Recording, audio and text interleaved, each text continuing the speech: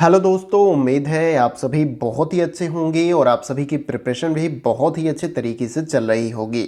तो फ्रेंड्स, आज के इस वीडियो में हम लोग यूजीसी नेट फर्स्ट पेपर में एग्ज़ाम 2023 और करंट टाइम में जो आपका एग्ज़ाम होने वाला है उसके पॉइंट ऑफ व्यू से 500 प्लस क्वेश्चन की जो हमने सीरीज स्टार्ट की थी, आज उसका पार्ट ये 11 है और पेपर 1 से संबंधित अलग अलग यूनिट के क्वेश्चन यहाँ पर लिए गए हैं और सभी क्वेश्चन आपके एग्जाम के पॉइंट ऑफ व्यू से काफ़ी ज़्यादा इंपॉर्टेंट है। इसलिए सभी क्वेश्चन को आप बहुत ही अच्छे से अटेम्प्ट करिएगा, सॉल्व करिएगा। इसके बाद से कमेंट बॉक्स में अपना जवाब भी दीजिएगा और मैं कोशिश करूंगा कि क्वेश्चन से जुड़े जो महत्वपूर्ण बिंदु हैं उसको भी बताता हुआ चलूं, लेकिन आप इसे टेस्ट की तरह जो अगर आप देते हैं तो इससे ज़्यादा आपको फ़ायदा मिलने वाला है। और वीडियो को देखने के साथ साथ अगर आप चाहते हो कि पेपर 1 में आपका बहुत ही अच्छा स्कोर हो, पेपर 2 में आप अपनी स्टडी कैसे कर रहे हैं वो मुझे पता नहीं, लेकिन पेपर 2 में भी जो है आप अगर बेहतर तरीके से सिलेबस को अगर आपने फॉलो किया होगा, प्रीवियस ईयर के क्वेश्चन पेपर को सॉल्व किया होगा विद डिटेल्स के साथ, तो निश्चित रूप से पेपर 2 में भी आपको फायदा मिलेगा। लेकिन पेपर 1 के बारे में मैं बता रहा हूँ, वीडियो तो आप देख ही रहे हो, लेकिन इसके साथ ही साथ खुद से भी जो है पेपर 1 से, जैसे कि मैंने आपको बताया था कि 2020 से लेके या 2021 से आप मान सकते हैं, 2021 से लेके 2022 के बीच में जो आपका एग्जाम हुआ है यहाँ पर यूजीसी नेट पेपर 1 का अलग अलग शिफ्टों में, तो सभी शिफ्टों के पेपर को विथ एक्सप्लेनेशन के साथ अगर आप सॉल्व कर जाते हो तो निश्चित रूप से पेपर 1 में आपका बहुत ही अच्छा स्कोर होगा। बाकी कुछ यूनिट्स ऐसे हैं जैसे रिसर्च एप्टीट्यूड है, हायर एजुकेशन से संबंधित जो आपके यूनिट्स हैं उनके जो टॉपिक्स वाइज सिलेबस के दिए गए हैं उनको रिवाइज करते चलिए, पढ़ते चलिए। अगर आपने सिलेबस के अकॉर्डिंग सब कुछ पढ़ लिया है तो उसको रिवाइज करें, निश्चित रूप से पेपर 1 में आप बेहतर स्कोर कर पाएंगे।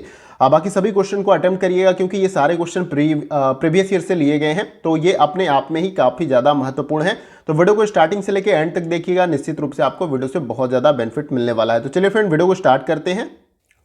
अगला क्वेश्चन हमारा यहाँ पर है क्वेश्चन नंबर 186, क्योंकि जो पिछले वीडियो में हमने जहाँ तक क्वेश्चन किया था वो था आपका 185, तो इसलिए आज की इस वीडियो में हम स्टार्ट करेंगे 186 से, यानी 186 से। अब देखिए यहाँ पर ये जो क्वेश्चन हमारा है जिसको मैंने अगला क्वेश्चन बोला, तो ये क्वेश्चन आपका पीडी वाले यूनिट से आपका यहाँ पर दिया गया है और पीपल डेवलपमेंट एंड एनवायरनमेंट, और बोला किया जा रहा है कि ओजोन क्षय के वैश्विक पर्यावरणीय समस्या किसके उत्सर्जन के कारण है। यानी कि ओजोन क्षय का जो एक वैश्विक मुद्दा आपको देखने को मिलता है जिसके फलस्वरूप ग्लोबल वार्मिंग जैसी एक बड़ी समस्या विश्व स्तर पे देखने को मिलती है, और उसके लिए कई सारे समिट और कई सारे सम्मेलन आयोजित किए जाते हैं कि कौन सी गैस जो ओजोन लेयर को क्षय कर रही हैं उनको कम करने के संदर्भ में बहुत सारी बातें होती हैं। तो यहाँ पर कुछ आपको ऑप्शन दिए गए हैं कि कौन सी ऐसे गैसेज हैं जो ओजोन क्षय को जो है यहाँ पर करती हैं, उनको आपको देख लेना है और नीचे दिए गए इन 4 विकल्पों में से आपको अपना राइट आंसर कमेंट बॉक्स में बताना है। तो वीडियो को पॉज करके समय लेकर आप अपने क्वेश्चन को सॉल्व करिए और अपना राइट आंसर कमेंट बॉक्स में बताइए। देखिए, इस क्वेश्चन को मैंने कई बार भी आपको करा रखा है, मतलब ओजोन से संबंधित, और ये एक ऐसा टॉपिक लगता है मुझे पीपल डेवलपमेंट एंड एनवायरनमेंट वाले यूनिट में कि यहाँ से क्वेश्चन आपको कैसी भी तरीके से घुमा फिरा के आपसे पूछ लिया जाता है ओजोन वाले टॉपिक से, तो इसको आप अच्छे से कर जाइएगा। अब देखिए यहाँ पर जो इस क्वेश्चन का हमारा राइट आंसर हो जाएगा वो है आपका ऑप्शन नंबर बी। यहाँ पर क्या हो जाएगा, राइट आंसर हो जाएगा। कलर में चेंज कर देता हूँ ताकि ये आपको हाईलाइट होके अच्छे से दिखे। केवल बी यहाँ पर क्या हो जाएगा, आपका राइट आंसर यहाँ पर हो जाएगा। क्लोरीन युक्त हाइड्रोकार्बन जो है ओजोन क्षय के लिए एक जिम्मेदार गैस है, बाकी सल्फर डाइऑक्साइड से नहीं होता है। सल्फर डाइऑक्साइड जो है आपका एसिड जो रेन होती है उसमें ये काफ़ी ज़्यादा कंट्रीब्यूट करता है, बाकी मीथेन भी नहीं है। मीथेन जो है ग्लोबल वार्मिंग के लिए जिम्मेदार आप कह सकते हैं, मीथेन हो गया, कार्बन डाइऑक्साइड हो गया, लेकिन ये ओजोन क्षय के लिए जिम्मेदार नहीं है आपका। तो यहाँ पर केवल आपका राइट आंसर क्या हो जाएगा, आपका राइट आंसर है जाए केवल बी, आपका राइट आंसर हो जाएगा। और एक देखिए इत्तेफाक सी बात है कि ये जो नीचे 4 विकल्प दिए गए इसमें से बी ऑप्शन ही आपका राइट हो जाएगा। तो अगर बी ऑप्शन आपने लगाया तो ये आपका सही आंसर हो जाएगा। उम्मीद करता हूँ कि आप सभी ने राइट आंसर बताया होगा। एक क्वेश्चन इसी प्रश्न से संबंधित कि ओजोन दिवस कब मनाया जाता है, ये मैंने आपको पीछे के कुछ वीडियो प्रोवाइड किए हैं जिसमें मैंने आपको बता रखा है कि ओजोन दिवस कब मनाया जाता है, वो आप कमेंट बॉक्स में मुझे लिखकर जरूर बताइएगा। आइए अगला क्वेश्चन देखते हैं। अगला क्वेश्चन हमारा है क्वेश्चन नंबर 187 और ये क्वेश्चन आपका टीचिंग एप्टीट्यूड से यहाँ पर लिया गया है। अब देखिए यहाँ पर बोला क्या जा रहा है कि निम्नांकित सूची से अप्रत्यक्ष शिक्षण कार्य नीतियों को चिन्हित कीजिए। तो यहाँ पर कुछ स्टेटमेंट्स दिए गए हैं किसके संदर्भ में, अप्रत्यक्ष शिक्षण कार्य नीतियों के बारे में, यानी कि डायरेक्ट नहीं होता है, प्रत्यक्ष रूप से आपको वो नहीं दिखाई देता, अप्रत्यक्ष रूप से यहाँ पर पूछा जा रहा है। तो इसको ध्यान में जरूर रखिएगा ये अप्रत्यक्ष वर्ड को, बाकी प्रत्यक्ष रूप से अगर आप देखोगे तो गलत हो जाएगा आपका। तो नीचे दिए गए इन 4 विकल्पों में से आपको अपना राइट आंसर बताना है। सभी स्टेटमेंट्स को आपको अच्छे तरीके से पढ़ लेना है, जो सही लगता है उनको देख लेना है, फिर आपको नीचे दिए गए ये जो कूट है इसमें से मैचिंग के अकॉर्डिंग अपना राइट आंसर बताना है। देखिए यहाँ पर इस क्वेश्चन का जो हमारा राइट आंसर हो जाएगा वो एक तो आपका बी हो जाएगा, यहाँ पर उदाहरणों और गैर उदाहरणों के माध्यम से अवधारणा निर्माण, और इसके बाद से आपका यहाँ पर डी एक हो जाएगा, युग्मन सम्मेलन तकनीक के साथ समस्या आधारित प्रस्तुति, और इसके साथ ही साथ आपका ई यहाँ पर राइट हो जाएगा, विद्यार्थियों को उनके अपने अनुभवों के संदर्भ लेने के लिए प्रोत्साहित करना। अब देखिए अप्रत्यक्ष रूप से कैसे, उदाहरण और गैर उदाहरण आपको बाहरी जीवन के साथ जो एग्जाम्पल देते हैं, कोई भी कॉन्सेप्ट आप साइंस से है, सोशल स्टडी से रिलेटेड है, इन्वायरमेंट से, ज्योग्राफी से, कोई भी सब्जेक्ट अगर आप पढ़ा रहे हो तो एक तो उदाहरण आप निजी ले सकते हैं उसके साथ, और गैर उदाहरण का मतलब उसके आसपास की समाज से आप ले सकते हैं और एक अवधारणा का निर्माण कर सकते हैं। इसमें अप्रत्यक्ष शिक्षण जो है आपका कार्यनीति दिखती है, ये आपको अगर आपने टीचिंग किया हो तो ये दिख रहा होगा आपको। और युग्मन सम्मेलन तकनीक के साथ समस्या आधारित प्रस्तुति जो है ये भी आपका इसी के साथ आएगा, और विद्यार्थियों को उनके अपने अनुभवों के संदर्भ जो है लेने के लिए प्रोत्साहित करना है, यानी कि उनके अनुभव क्या हैं, जो भी चीज़ आप पढ़ा रहे हैं कोई समस्या से रिलेटेड करके उनके अपने क्या अनुभव हैं उसके लिए आपको प्रोत्साहित करना यहाँ पर होगा। ये भी अप्रत्यक्ष शिक्षण कार्यनीतियों के अंतर्गत आपका आता है। तो बी डी ई जो कि आपका दिया गया है किसमें, ऑप्शन नंबर ए में। तो अगर आपने option number A right answer बताया तो ये आपका सही आंसर हो जाएगा। आइए अगले क्वेश्चन की तरफ बढ़ते हैं।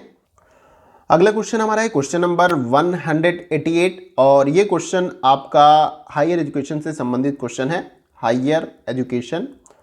देखिए यहाँ पर पूछा क्या जा रहा है कि निम्नांकित में से कौन सर्वोच्च सलाहकारी और गैर संवैधानिक निकाय है, यहाँ पर आपको बताने का इन चारों विकल्पों में से प्रयास करना है। काफ़ी अच्छा क्वेश्चन है। तो देखिए यहाँ पर इस क्वेश्चन का जो हमारा राइट आंसर हो जाएगा, देखिए हम कंटिन्यूअस चल रहे हैं, आपको करना है क्या कि जैसे मैंने क्वेश्चन को पढ़ा वैसे आपको वीडियो को पॉज कर लेना है और अपना राइट आंसर बताते हुए चलना है। तो यहाँ पर इस क्वेश्चन का जो हमारा राइट आंसर हो जाएगा वो है आपका ऑप्शन नंबर ए, यहाँ पर राइट आंसर हो जाएगा।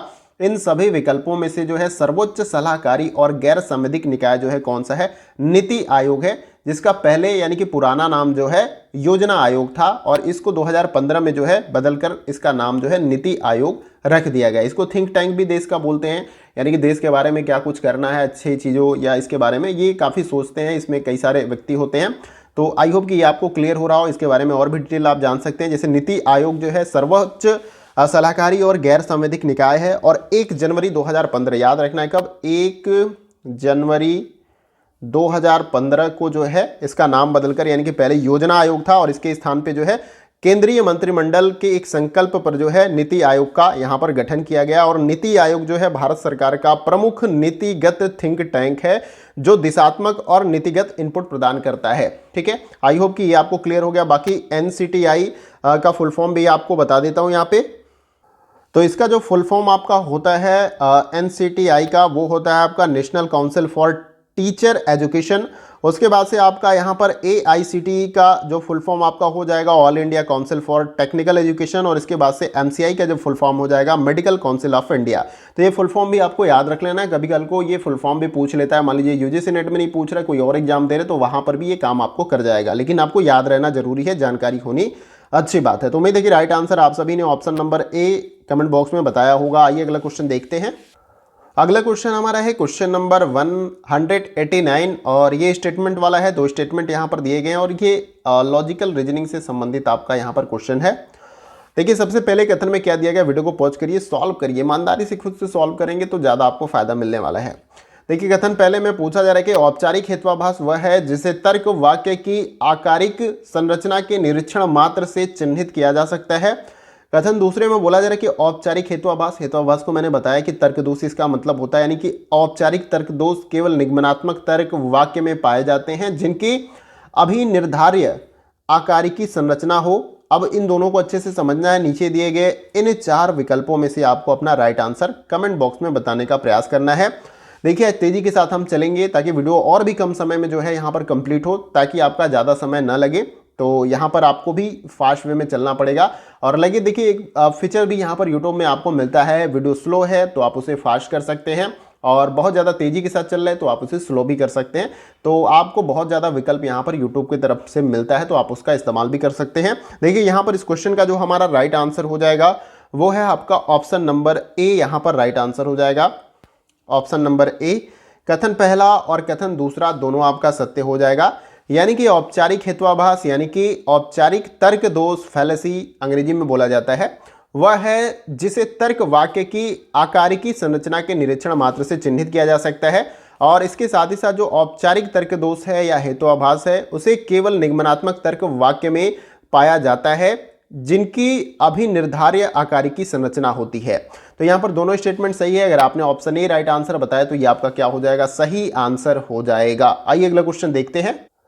अगला क्वेश्चन हमारा है क्वेश्चन नंबर 190। देखिए इसमें पूछा क्या जा रहा है कि निम्नलिखित में से कौन सा मूल्य स्व उत्कर्ष से संबंध है, ये आपको इन चारों विकल्पों में से बताने का प्रयास करना है। पहला ऑप्शन है सुरक्षा मूल्य, बी ऑप्शन है सर्वमुक्तिवाद का मूल्य, सी है आपका स्वतंत्रता का मूल्य और डी है आपका समरूपता का मूल्य। इन चारों विकल्पों में से आपको राइट आंसर बताने का प्रयास करना है। देखिए यहाँ पर इस क्वेश्चन का जो हमारा राइट आंसर हो जाएगा वो है आपका ऑप्शन नंबर बी, यहाँ पर राइट आंसर हो जाएगा वैल्यू ऑफ, यहाँ पर यूनिवर्सलिज्म जो है यहाँ पर दिया गया जिसको हिंदी में सर्वमुक्तिवाद का मूल्य कहा जाता है। तो याद रखना है आपको कि स्व उत्कर्ष का मूल्य एक व्यक्तित्व विशेषता होती है जिसमें व्यक्तिगत सीमाओं का विस्तार शामिल होता है, जिसमें संभावित रूप से आध्यात्मिक विचारों का अनुभव करना पूरी तरीके से शामिल होता है, जैसे कि स्वयं को ब्रह्मांड का एक अभिन्न रूप या अभिन्न अंग मानना। ये जो है फॉर एग्जांपल के तौर पे मैंने आपको क्लियर करने का प्रयास किया कि सर्वमुक्तिवाद का मूल्य क्या है यहाँ पर। और क्वेश्चन में यही पूछा गया था कि कौन सा मूल्य जो है स्व उत्कर्ष से संबंध रखता है, तो सर्वमुक्तिवाद का। तो अगर आपने option B right answer comment box में बताया है तो ये आपका सही आंसर हो जाएगा। आइए अगले क्वेश्चन को देखते हैं। अगला क्वेश्चन हमारा है क्वेश्चन नंबर 191, यहाँ पर दिया गया है आपको, और ये क्वेश्चन हायर एजुकेशन से ही संबंधित आपका यहाँ पर दिया गया है। विश्वविद्यालय अनुदान आयोग का प्रथम अध्यक्ष कौन थे, ये आपको इन चारों विकल्पों में से बताने का प्रयास करना है।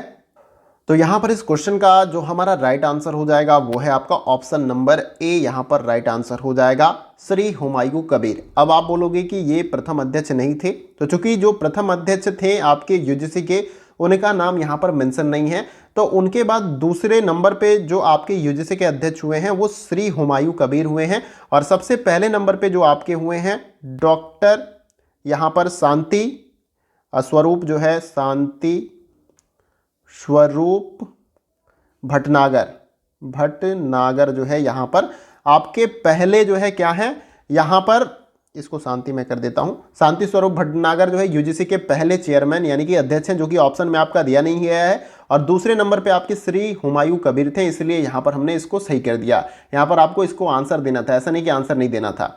तो यहाँ पर पहला जो अगर दिया होता तो ये आपका राइट हो जाता। याद रखना कि पहले आपके डॉक्टर शांति स्वरूप भटनागर है, दूसरे नंबर पे श्री हुमायूं कबीर है, और तीसरे नंबर पे पंडित हृदयनाथ कुंजरू हैं, और श्री सीडी यहाँ पर दिया ही गया है श्री सीडी देशमुख, ये आपके चौथे नंबर के थे, और पांचवें नंबर पे डॉक्टर डीएस कोठारी थे, और छठे नंबर पे आपके डॉक्टर जॉर्ज जेकब जो है यूजीसी के चेयरमैन थे। और वर्तमान समय में कौन है, तो ये मैंने आपको पहले भी बता रखा है और कई बार भी आपको बता रखा है, तो एम जगदीश कुमार यानी आपके वर्तमान में यूजीसी के चेयरमैन हैं। तो उम्मीद करता हूं कि आपको सब कुछ क्लियर हो गया होगा। आइए अगले क्वेश्चन को देखते हैं। अगला क्वेश्चन हमारा है क्वेश्चन नंबर 192, और ये क्वेश्चन आपका रिसर्च एप्टीट्यूड से है। देखिए यहाँ पर पूछा जा रहा है कि अनुसंधानों में प्रभावी शिक्षण का मुख्य व्यवहार किसे माना गया है, ये आपको इन चारों विकल्पों में से बताने का प्रयास करना है। कमेंट बॉक्स में वीडियो को पॉज करिए, अपना राइट आंसर बताइए। पहला ऑप्शन है विद्यार्थियों के विचारों और योगदान का उपयोग, और बी ऑप्शन है संरचनाकरण, और सी ऑप्शन है शिक्षक कार्य अभिमुखीकरण, और डी दिया गया है टीचर इफेक्ट यानी कि शिक्षक भाव प्रवणता। तो इन चारों विकल्पों में से जो आपका राइट आंसर हो जाएगा वो है आपका ऑप्शन नंबर यहाँ पर सी राइट आंसर हो जाएगा, शिक्षक कार्य अभिमुखीकरण, यानी कि अनुसंधानों में प्रभावी शिक्षण का मुख्य व्यवहार जो है किसे माना गया है, तो शिक्षक कार्य अभिमुखीकरण को जो है माना गया है। तो यहाँ पर ऑप्शन सी आपका राइट आंसर हो जाएगा। आइए अगला क्वेश्चन देखते हैं। अगला क्वेश्चन हमारा है क्वेश्चन नंबर 193, और ये क्वेश्चन आपका स्टेटमेंट वाला है, और ये क्वेश्चन आपका आईसीटी वाले यूनिट से यहाँ पर लिया गया है। ये सारे क्वेश्चन प्रीवियस ईयर के क्वेश्चन है, काफी ज्यादा इंपॉर्टेंट है। 2021 के बाद के मैं क्वेश्चन सारे आपको करा रहा हूं, ऐसा नहीं कि बहुत पीछे के। तो जो अभी हाल फिलहाल में एग्जाम हुए हैं, जो पैटर्न एग्जाम के चल रहे हैं, जैसे क्वेश्चन पूछे जा रहे हैं वैसे ही क्वेश्चन मैं यहां पर लेकर आया हूं। अब देखिए कथन पहले में दिया गया कि सीपीयू द्वितीयक मेमोरी से सॉफ्टवेयर को प्रत्यक्ष कार्यान्वित करता है। कथन दूसरे में दिया गया कि वह सॉफ्टवेयर मुक्त स्रोत सॉफ्टवेयर कहलाता है जिसे इंटरनेट से डाउनलोड किया जा सके। अब दोनों कथन को आपको अच्छे तरीके से पढ़ लेना है, फिर उसके बाद से इन चारों विकल्पों में से जो है अपना राइट आंसर बताना कि ऑप्शन ए सही है, बी सही है, सी सही है या डी सही है। देखिए फ्रेंड्स, यहां पर इस क्वेश्चन का जो हमारा राइट आंसर हो जाएगा वो है आपका ऑप्शन नंबर बी। यहां पर क्या हो जाएगा, राइट आंसर यहां पर हो जाएगा कथन पहला और कथन दूसरा दोनों क्या हो जाएगा, आपका असत्य हो जाएगा, यानी कि गलत यहां पर हो जाएगा। अब देखिए कैसे ये आपका गलत हो गया, जैसे कि सीपीयू द्वितीयक मेमोरी से सॉफ्टवेयर को प्रत्यक्ष कार्यान्वित करता है, ये आपका पूरी तरीके से गलत है। यानी कि सीपीयू जो है, जो सॉफ्टवेयर आप इंस्टॉल करते हैं अपने सिस्टम में, उसको जो है प्राइमरी जो मेमोरी होती है उससे जो है यहाँ पर कार्यान्वित करती है, जिसमें रैम और इसके साथ साथ रोम आपका आता है। ये सब प्राइमरी स्टोरेज के एग्जाम्पल हैं। बाकी जो द्वितीयक स्टोरेज हैं उसमें आपके हार्ड डिस्क हैं, एसएसडी है, माइक्रो एसडी जो चिप होती है वो है। तो यहाँ पर ये तो आपका गलत हो गया कि जो सेकेंडरी स्टोरेज है वो सॉफ्टवेयर को प्रत्यक्ष रूप से प्रभावित करती है, मतलब कार्यान्वित करती है। फिर वह सॉफ्टवेयर जो मुक्त स्रोत सॉफ्टवेयर कहलाते हैं जिसे इंटरनेट से डाउनलोड किया जा सके, ये यहाँ पर ये भी आपका गलत हो जाएगा, क्योंकि ओपन सोर्स सॉफ्टवेयर वे सॉफ्टवेयर होते हैं जिनको आप तो फ्री में इंटरनेट से डाउनलोड कर सकते हैं, लेकिन उसका उपयोग भी आप इजीली कर पाते हैं, जिसमें बहुत सारे एग्जांपल के तौर पे मोजिला फायरफॉक्स है, लाइनेक्स है, आपका वीएलसी प्लेयर है, और भी कई सारे एग्जाम्पल आपके ओपन सोर्स सॉफ्टवेयर के होते हैं। तो यहाँ पर केवल सॉफ्टवेयर मुक्त स्रोत सॉफ्टवेयर कहलाता है जिसे इंटरनेट से डाउनलोड किया जा सके। आप डाउनलोड करने के साथ साथ जो है उसका इस्तेमाल बिना किसी कोड और उसके भी कर सकते हैं, क्योंकि ये पहले से ही फ्री कोड के साथ जो है आपका आता है, आप इजीली उसे डाउनलोड कर पाते हैं। तो कथन पहला और कथन दूसरा दोनों आपका सत्य है, इसलिए ऑप्शन बी हमारा यहाँ पर क्या है, राइट आंसर। आइए अगला क्वेश्चन देखते हैं। अगला क्वेश्चन हमारा है क्वेश्चन नंबर 194, 194वां क्वेश्चन है। देखिए इसमें पूछा जा रहा है कि कक्षा संचार में शिक्षक द्वारा सृजनात्मक सहसंबंधता और विश्लेषण की क्षमता का प्रदर्शन किस श्रेणी के कौशल जो है कहलाते हैं। यहाँ पर ये आपको इन चारों विकल्पों में से बताना है। टीचिंग एप्टीट्यूड से ही संबंधित ये क्वेश्चन आपका है। सॉरी, कक्षा संचार के बारे में बात करें, कम्युनिकेशन से रिलेटेड है। देखिए यहाँ पर पहला जो ऑप्शन है आपका चिंतन कौशल, बी है आपका व्यक्ति कौशल, सी है आपका मीडिया उपयोग कौशल और डी है यहाँ पर मानवीय कौशल। तो यहाँ पर इस क्वेश्चन का जो हमारा राइट आंसर हो जाएगा वो है आपका option number A, right answer हो जाएगा थिंकिंग स्किल, यानी कि चिंतन कौशल। देखिए कक्षा संचार में शिक्षक द्वारा सृजनात्मकता, सहसंबंधता और विश्लेषण की क्षमता का प्रदर्शन जो है चिंतन श्रेणी का कौशल कहलाता है। इसे आपको याद रखना। आपको पता होगा कि चिंतन एक मानसिक प्रक्रिया है और ज्ञानात्मक व्यवहार का जटिल रूप ये होता है, और यह शिक्षण स्मरण कल्पना आदि मानसिक क्षमताओं से आपका पूरी तरीके से रिलेट करता है, यानी कि जुड़ा हुआ होता है। तो यहां पर जो है आपका राइट आंसर क्या हो जाएगा, ऑप्शन नंबर ए। उम्मीद करता हूं राइट आंसर आप सभी ने बताया होगा। आइए अगला क्वेश्चन देखते हैं। अगला क्वेश्चन हमारा है क्वेश्चन नंबर 195 और ये क्वेश्चन आपका एलआर यानी कि लॉजिकल रीजनिंग से लिया गया है। देखिए बोला क्या जा रहा है कि न्याय दर्शन के संदर्भ में निम्नलिखित में से कौन सा कथन सत्य है। तो यहाँ पर न्याय दर्शन के संदर्भ में कौन सा कथन सत्य है, ये आपको ऑप्शन ए, बी और सी और डी में से कमेंट बॉक्स में बताने का प्रयास करना है। वीडियो को पॉज करिए, अपना राइट आंसर कमेंट बॉक्स में जरूर बताएं। देखिए यहाँ पर इस क्वेश्चन का जो हमारा राइट आंसर हो जाएगा वो है आपका ऑप्शन नंबर ए। यहां पर क्या हो जाएगा, राइट आंसर हो जाएगा लिंग अथवा हेतु करण अथवा अनुमान का प्रचलित कारण नहीं है। ये आपका न्याय दर्शन के संदर्भ में कथन आपका सत्य हो जाएगा। लिंग अथवा हेतु करण अथवा अनुमान का प्रचलित कारण नहीं है। यहां पर ऑप्शन ए आपका राइट आंसर हो जाएगा। उम्मीद है कि आप सभी ने राइट आंसर इस क्वेश्चन का कमेंट बॉक्स में बताया होगा। आइए अगला क्वेश्चन देखते हैं। अगला क्वेश्चन हमारा है क्वेश्चन नंबर 196 और ये क्वेश्चन आपका अभिकथन और कारण वाला दिया गया है। तो अभिकथन ए और कारण आर यहाँ पर दोनों को आपको समझना है और इसके बाद से इन चारों विकल्पों में से अपना राइट आंसर बताना है। अभिकथन ए में यहाँ पर दिया गया कि शिक्षण सहायता प्रणाली पारंपरिक अथवा आधुनिक, इसका उद्देश्य अर्थव्यवस्था को सुदृढ़ करना और शिक्षण अधिगम प्रक्रिया में गुणवत्ता सुनिश्चित करना है। कारण दिया गया कि शिक्षण परिणामों को निर्धारित अनुदेशात्मक लक्ष्यों के अनुरूप बनाने के लिए प्रारंभ में एक आधारिक समर्थन की आवश्यकता होती है। अब दोनों जो अभिकथन और कारण दिया गया है आपका, इनको अच्छे से समझ लेना है, देन उसके बाद से अपना राइट आंसर आपको बताना है। ऑप्शन ए सही होगा, बी सही होगा, सी सही होगा या डी सही होगा। देखिए यहाँ पर इस क्वेश्चन का जो हमारा राइट आंसर हो जाएगा वो है आपका ऑप्शन नंबर ए, यहाँ पर राइट आंसर हो जाएगा। ए आर दोनों सही है और आर ए की आर जो है ए की सही व्याख्या भी यहाँ पर कर रहा है, यानी कि शिक्षण सहायता प्रणाली पारंपरिक अथवा आधुनिक होती है और इसका उद्देश्य अर्थव्यवस्था को सुदृढ़ करना और शिक्षण अधिगम प्रक्रिया में गुणवत्ता सुनिश्चित करना होता है। तो जब आप अच्छा एजुकेशन लेके आप बेहतर वर्क करते हो तो कहीं ना कहीं आपकी देश की इकोनॉमी भी बूस्ट होती है, ठीक है। ऐसा नहीं कि ये अपने आप में विकथन सही है।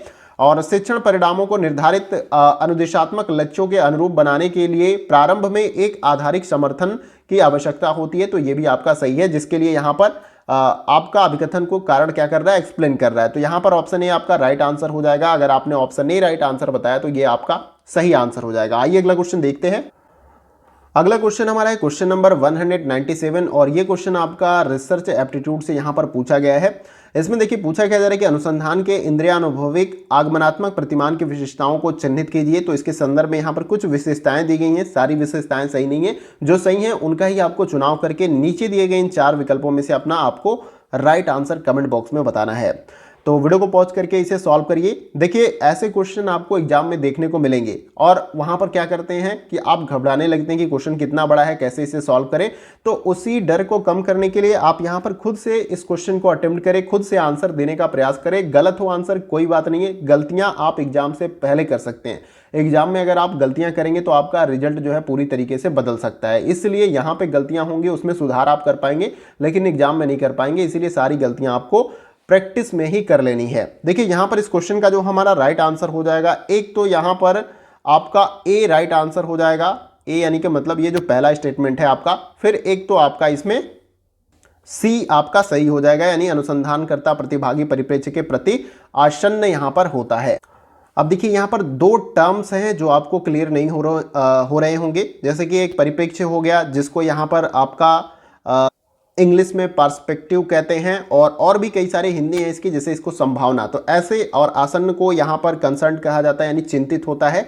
तो इस सेंटेंस को फिर से मैं अगर पढ़ूंगा तो आपको और अच्छे से क्लियर हो जाएगा, यानी कि अनुसंधानकर्ता जो है प्रतिभागी संभावना के प्रति जो है चिंतित होता है। इस तरीके से आप इनका अर्थ बना सकते हो। तो यहां पर ये एक सही है, फिर ए आपका सही है, यानी कि अनुसंधान का संबंध प्रक्रिया से है, न कि सिर्फ परिणामों अथवा उत्पादों से है। फॉर एग्जांपल के तौर पे अभी करंट टाइम में आपका ट्रेंडिंग न्यूज जो चल रहा है उत्तराखंड का, वहां पर जोशीमठ एक जगह है और जो कि वो वहां का लैंड जो है नीचे की तरफ खसक रहा है और उसके लिए रिस्पॉन्सिबल वहां के जो आपके प्रोजेक्ट चल रहे हैं, विकास के काम चल रहे हैं, उनको जिम्मेदार ठहराया जा रहा है। और जैसे कि एक बात वहाँ से निकल कर आ रही, तो कई सारी न्यूज़ मैंने भी अपडेट सुनी जिसमें ये बोला गया कि वहाँ पर जो मतलब क्लियर किया गया कि यहाँ पर ये काम करना उचित है और उस रिसर्च के लिए कि ये क्लियर करने के लिए प्राइवेट कंपनी से वहाँ पर रिसर्च कराया गया। तो अगर आप अनुसंधान के संबंध में जो प्रक्रिया जो प्रोसेस है अगर उनको फॉलो नहीं करते, सिर्फ परिणाम को आप फॉलो करेंगे तो आपके जो निर्णय हैं या जो निष्कर्ष निकल कर आ रहे हैं वो उचित आपके नहीं होंगे। जबकि कोई और अदर साइंटिस्ट और रिसर्चर वहाँ पर रिसर्च कर रहे हैं और वो बोल रहे हैं कि यहाँ पर ये उचित नहीं है ये डेवलपमेंट का वर्क, क्योंकि ये पूरी तरीके से आपका क्या है, अवसादी भाग है, सेडिमेंट वाले भाग हैं जो आपका हिमालय वाला है। तो अगर आप कोई भी डेवलपमेंट का काम कर रहे हैं, बड़े बड़े जो है आप अंदर माइनिंग मतलब जो भी आप सुरंग बनाने के लिए मशीनें चला रहे हैं, तो उनके वाइब्रेशन या कंपन जो भी उनसे उसके वजह से ये सारा कुछ हो रहा है, तो ये एक प्रॉब्लम हो सकती है। तो यहाँ पर अनुसंधान का संबंध प्रक्रिया से है, न कि सिर्फ परिणाम और उसके उत्पाद से, नहीं तो ये वाला प्रॉब्लम आपको देखने को मिल जाएगा। तो देखिए आपका यहाँ पर ऑप्शन डी राइट आंसर हो जाएगा, क्योंकि ए और सी आपका यहाँ पर सही हो जाएगा। उम्मीद करता हूँ राइट आंसर आप सभी ने कमेंट बॉक्स में ऑप्शन नंबर डी बताया होगा। आइए अगला क्वेश्चन देखते हैं। अगला क्वेश्चन हमारा है क्वेश्चन नंबर 198 और ये क्वेश्चन आपका आईसीटी वाले यूनिट से यहाँ पर लिया गया है। अब देखिए यहाँ पर बोला गया जा रहा है कि कंप्यूटर में निम्नांकित मेमोरी प्रकारों को सबसे धीरे से सबसे तीव्र क्रम में व्यवस्थित करना है। ऐसे क्वेश्चन आपको देखने को मिल जाते हैं। तो यहाँ पर मेमोरी के अलग अलग टाइप्स दिए गए हैं। आपको ध्यान देने योग्य बात यहाँ पर है कि सबसे धीरे से सबसे तीव्र क्रम में, यानी कि सबसे धीरे जो आपका मेमोरी है जिसमें डेटा ट्रांसफर होता है उसको सबसे पहले लिखना है और सबसे तीव्र जो है आपको बाद में लिखना है। तो अब इसे क्या करना है, नीचे दिए गए इन 4 विकल्पों में से आप अपने क्रम को सही जो है बता सकते हैं, जो कि आपका राइट आंसर होगा। तो वीडियो को पॉज करके इसे क्रम से आप लगा लें। तो हम इसे क्रम में लगाते हैं। तो यहाँ पर सबसे जो धीमा आपका होगा इस क्रम में, वो सबसे पहले नंबर पे आपका ये CD रोम आपका आ जाएगा। फिर दूसरे नंबर पे आपका हार्ड डिस्क यहाँ पर आ जाएगा, ये दूसरे नंबर पे आपका आ जाएगा। फिर तीसरे नंबर पे आपका यहाँ पर आ जाएगा रैम आ जाएगा, तीसरे नंबर पे आपका रैम आ जाएगा। फिर चौथे नंबर पे आपका क्या आ जाएगा, यहाँ पर चौथे नंबर पे आपका कैश मेमोरी, ये 4 नंबर पे मैं कर देता हूँ, और 5वें नंबर पे आपका यहाँ पर रजिस्टर आ जाएगा। तो ये आपका क्रम होगा, इस क्रम को आपको देख लेना है, यानी कि इसमें सबसे पहले तो बी आप इस तरीके से लिख लीजिए, फिर दूसरे नंबर पे आपका हार्ड डिस्क है तो सी आपका यहाँ पर हो जाएगा, फिर तीसरे नंबर आपको देख लेना है। तो तीसरा नंबर हमने क्या किया यहाँ पे, तीसरा नंबर आपका डी है, इसको 3 नंबर लिखने के बजाय डी हो गया, तो ये आपका डी यहाँ पर आप लिख लीजिए। फिर उसके बाद से आप चौथे नंबर देखिए, चौथे नंबर आपका ए दिया गया है तो ए कर लीजिए, फिर लास्ट में आपका अल्टीमेटली ई आपका हो जाएगा। तो ये क्रम आपका निकल के आ रहा है, जो कि आपका ऑप्शन नंबर सी में यहाँ पर दिया गया है, ये इसलिए आपका राइट आंसर हो जाएगा। आइए अगला क्वेश्चन देखते हैं। अगला क्वेश्चन हमारा है क्वेश्चन नंबर 200, और यहाँ पर आई थिंक आप सोच रहे होंगे कि क्वेश्चन नंबर 198 से सीधे 200 पे कैसे आ गया। तो नंबरिंग का लग रहा है, नंबरिंग करने में ये आपका हो गया, तो मान लीजिए 200 हो गया, अगले वीडियो में मैं आपको वो भी क्वेश्चन करा दूंगा। तो आज की इस वीडियो में हमने 200 तक क्वेश्चन को कवर किया। अब देखिए क्वेश्चन को पहले देख लेते हैं। यहाँ पर बोला क्या जा रहा है कि नई शिक्षा नीति 2020 में निम्नलिखित में से किसका पाठ्यक्रम ढांचा तैयार करने का प्रस्ताव है, उसके संदर्भ में कुछ स्टेटमेंट्स है, और नीचे दिए गए इन 4 विकल्पों में से आपको अपना राइट आंसर कमेंट बॉक्स में बताने का प्रयास करना है। तो यहाँ पर इस क्वेश्चन का जो हमारा राइट आंसर हो जाएगा वो है आपका ऑप्शन नंबर यहाँ पर सी आपका राइट आंसर हो जाएगा। सी में देखिए आपका एक तो पहले ए दिया गया है, ए हो जाएगा, फिर उसके बाद बी है, और एक आपका सी यहाँ पर दिया गया है, आप देख पा रहे होंगे ऑप्शन सी में। तो यहाँ पर प्रौढ़ शिक्षा हेतु राष्ट्रीय पाठ्यक्रम ढांचा, और फिर उसके बाद से ए वाला मैंने छोड़ दिया, विद्यालयी शिक्षा हेतु राष्ट्रीय पाठ्यक्रम ढांचा, और शिक्षक शिक्षा हेतु जो है राष्ट्रीय पाठ्यक्रम ढांचा। तो नई शिक्षा नीति 2020 में जो है किसका पाठ्यक्रम ढांचा तैयार करने का प्रस्ताव है, तो विद्यालयी शिक्षा हेतु राष्ट्रीय पाठ्यक्रम ढांचा, इसके साथ ही साथ जो है प्रौढ़ शिक्षा हेतु, फिर शिक्षक शिक्षा हेतु। तो ये आपको याद रखना है, और कुछ पॉइंट और भी आप याद रख सकते हैं, जैसे कि आपका नई शिक्षा नीति जो है कब लागू की गई थी, तो ये जो है 29 जुलाई 2020 को, 2020 तो आपको दिया है लेकिन ये 29 जुलाई वाला आप तारीख याद रख सकते हैं, जुलाई 2020 को जो है ये आपका भारत सरकार के द्वारा जो है लागू किया गया था, घोषित किया गया था। और एक इंपॉर्टेंट पॉइंट और है कि ये किसके जो है अध्यक्षता में जो है इस नीति को बनाया गया था, तो ये जो है आपका अंतरिक्ष वैज्ञानिक थे आपके कस्तूरी रंगन, उनकी अध्यक्षता वाली समिति की रिपोर्ट पर ये पूरी तरीके से आपकी नई शिक्षा नीति पूरी तरीके से क्या है आधारित है। तो उम्मीद करता हूं कि क्वेश्चन का राइट आंसर आप सभी ने कमेंट बॉक्स में ऑप्शन नंबर सी बताया होगा। तो यहाँ पर हम जो है इस वीडियो को अब स्टॉप करेंगे, यानी कि आज के इस वीडियो में बस इतना ही क्वेश्चन हमने कवर किया है। आगे क्वेश्चन मैं टाइपिंग कर रहा हूँ, प्रोसेस में हूँ, और आज मुझे थोड़ा सा सुकून मिला कि ये 500 प्लस क्वेश्चन की सीरीज में मैंने 200 क्वेश्चन कवर कर लिया। ये अपने आप में एक बड़ा काम है। मैं अपने मुंह से कह रहा हूँ तो आपको लगेगा कि अपना काम है तो लोग बोलते हैं, ऐसा नहीं है, लेकिन क्वेश्चन को टाइप करना, फिर उन्हें कराना, और ऐसे नहीं कि ऐसे ही मैंने चीज़ों को कराया, अच्छे तरीके से मैं रिप्रेजेंट करता हूँ क्वेश्चन को टाइप करके, तो इसमें काफ़ी वक्त लगता है। तो एक बड़ी उपलब्धि तो नहीं कह सकता, लेकिन एक लेवल 200 क्वेश्चन का हमने क्रॉस कर लिया। अब इसके बाद से 300 क्वेश्चन और है, ऐसा नहीं कि समय होगा तो उसमें और भी क्वेश्चन मैं ऐड करूंगा। लेकिन और अच्छी बात यह है कि आगे जो आपको क्वेश्चन मिलने वाले हैं वो 2022 में जो आपके पेपर हुए हैं उनसे रिलेटेड वो सारे क्वेश्चन आपको मिलने वाले हैं। तो आपको हर तरीके के प्रश्न यहाँ पर देखने को मिल जाएंगे। जो पैटर्न आपका चल रहा है एग्जाम का, जिस तरह का क्वेश्चन का, वो भी आपको देखने को मिल जाएगा। कुछ दोस्त या कुछ छात्र जो है मुझसे कह रहे थे कि सर आप डीआई वाले क्वेश्चन को कराइए। डीआई वाले क्वेश्चन को भी मैं करा रहा हूँ, मैथ वाले क्वेश्चन को भी करा रहा हूँ, ऐसा नहीं कि मैं किसी यूनिट को छोड़ रहा हूँ। तो आप जो है प्रैक्टिस करिए ज़्यादा से ज़्यादा। पेपर 1 के लिए प्रैक्टिस काफ़ी ज़्यादा इंपॉर्टेंट है। उसमें कई सारे यूनिट है, जैसे कि डीआई वाला यूनिट हो गया, रीडिंग कॉम्प्रीहेंशन हो गया, मैथमेटिकल एप्टीट्यूड हो गया, लॉजिकल रीजनिंग हो गया।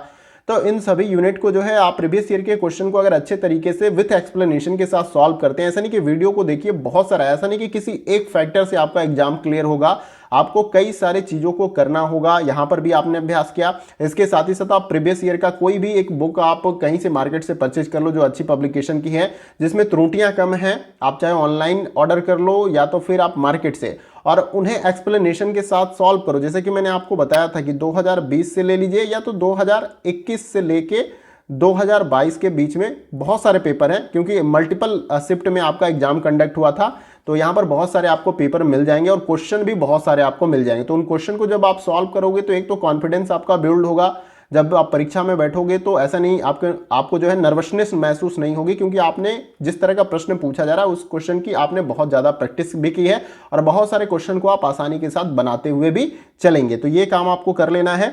आप अगर बोलोगे तो मैं डिस्क्रिप्शन बॉक्स में लिंक दे दूंगा पेपर 1 की बुक का, कई सारी बुक का, ऐसा नहीं कि मुझे स्पॉन्सर की गई है, ऐसा कुछ नहीं है। तो मैं कई सारी बुक्स का पेपर 1 का लिंक जो है आपको लगा दूंगा, वहां से अगर उचित आपको लगता है तो, नहीं तो आपके मार्केट में अगर अवेलेबल है वहीं पर तो वहीं से आप परचेज कर लीजिएगा। ठीक है, तो ये काम करो और बहुत सारा कुछ नहीं करना है आपको, इससे बहुत ज़्यादा बेनिफिट मिलेगा, ये मेरी बात आप मान सकते हो। पेपर 1 के प्रीवियस ईयर को विथ एक्सप्लेनेशन के साथ सॉल्व करोगे तो उम्मीद करता हूं बातों को आपने अच्छे तरीके से समझा होगा और आज की इस वीडियो में जितने भी मैंने क्वेश्चन कराया उनको अच्छे तरीके से अटेम्प्ट किया होगा और आपका जो स्कोर रहा होगा जितना भी मैंने क्वेश्चन कराया वो जो है आप कमेंट बॉक्स में लिखकर मुझे बताइएगा।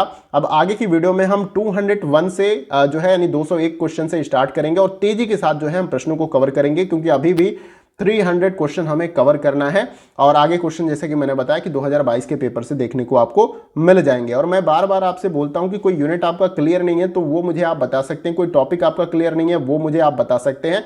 आप कम देखते हैं, इसका मुझे कोई बहुत ज़्यादा वो नहीं होता कि बहुत कम लोग हैं इतना एफर्ट करने के बाद, लेकिन जिनको ज़रूरत है वो आप मुझे बताइएगा, मैं प्रयास करूंगा। ऐसा नहीं कि मैं पूरा यूनिट कह रहा हूँ कि टॉपिक वाइज आपको क्लियर करा दूंगा, लेकिन मैं प्रयास करूंगा जहां तक संभव हो आपकी हेल्प की जाए ताकि आप अपना एग्जाम जो है क्लियर कर सके। उम्मीद है कि आज के इस वीडियो का सेशन आप सभी को पसंद आया होगा। वीडियो कहीं से भी अच्छा लगे तो आप हमें उत्साहवर्धन करने के लिए हमारा जो है या हमें मोटिवेट करने के लिए कि हम ऐसे ही कंटेंट, क्योंकि अकेले काम देखिए कई सारे फैक्टर हैं। एक तो रिसोर्सेज मेरे पास कम है, संसाधन का मतलब ऐसे नहीं सोना चांदी पैसा ही होता है, जो तकनीक होती है वो भी मेरे पास कम है, मैन पावर तो मैं अकेले ही हूँ मान लीजिए, बहुत सारा काम है तो वो भी आपका है। तो इन फैक्टर या इन कमियों के बाद भी मैं आपको बहुत ही अच्छे अच्छे कंटेंट देने का प्रयास करता हूं, तो आप हमें अप्रिशिएट करिए ताकि हम ऐसे ही कंटेंट आपको देते रहें। शेयर करिए मैक्सिमम दोस्तों के साथ ताकि उनको भी हेल्प मिल सके और इसके साथ ही साथ चैनल पे अगर आप नए चैनल को सब्सक्राइब करिए और उसके बगल में जो बेल आइकन का बटन होता है उसको आपको क्या करना है कि प्रेस कर लेना है न्यू वीडियो के अपडेट्स को पाने के लिए। देखिए चाहे एडमिट कार्ड से रिलेटेड हो गया, चाहे एग्जाम से रिलेटेड कोई भी अपडेट आती है तो उनकी जानकारी भी अगर चाहते हैं, हायर एजुकेशन में क्या कुछ चल रहा है, नई अपडेट आ रही है, न्यू पॉलिसी के अकॉर्डिंग नए नए जो है चीज़ें आपको देखने को मिल रही है, तो वो सारी अपडेट्स जो है आपको इस चैनल के माध्यम से मिलेगी। तो उन अपडेट्स को भी अगर आप जानना चाहते हो तो भी आप चैनल के साथ जुड़ सकते हो। किसी और एग्जाम की तैयारी करते हैं तो भी आप चैनल के साथ जुड़ सकते हो। निश्चित रूप से कुछ न कुछ आपको इस चैनल के माध्यम से मिलेगा जो आपके लाइफ में कुछ न कुछ वैल्यू एड ऑन करेगी। तो दोस्तों आज के इस वीडियो में बस इतना ही, फिर मिलते हैं अगली वीडियो में कुछ और इंपॉर्टेंट प्रश्नों के साथ। तब तक के लिए जय हिंद, जय भारत।